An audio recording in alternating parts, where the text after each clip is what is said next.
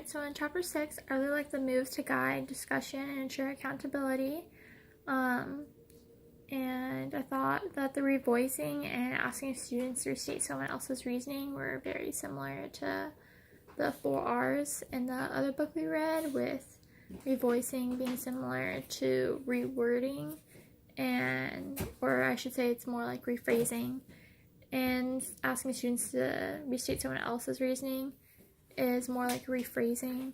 I thought it was interesting that revoicing is something that the teachers are doing, which is helpful when students are quiet or like the ideas aren't clear, so that way the entire class can hear the ideas. But asking students to restate someone else's reasoning by rephrasing it is when the other student's ideas is already clear. It's just a way to solidify the thinking. Alright, and a big piece why I like the asking students to restate someone else's reasoning is that holds them accountable for listening and understanding someone else's ideas. So if you could be called at any moment to rephrase someone's thoughts, you have to be paying attention.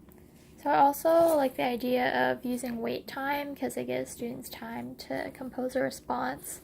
I know I always need a couple minutes to think of, not necessarily think of an idea, sometimes it's more of like how I would express it. I know some people need more time to just think of an idea in general, maybe it's how you want to word it, present it, but it's really hard when you don't get that wait time and someone just like blurts out you're thinking, you're like, whoa, wait, I wasn't there yet, and that can really like shut you down. You're like, oh wait, that's what it's supposed to be, and you don't formulate your own thoughts. So in chapter 7, I thought it was interesting. It said to avoid like the post-it note planning, where it's just an outline of what you're going to do, like, oh, this is where my war myth is going to be, and this is where the bulk of the lesson is at, and this is what the homework is going to be, because that doesn't really tell you what you're actually going to talk about. It like tells you the general topic, but not what you're actually going to be doing.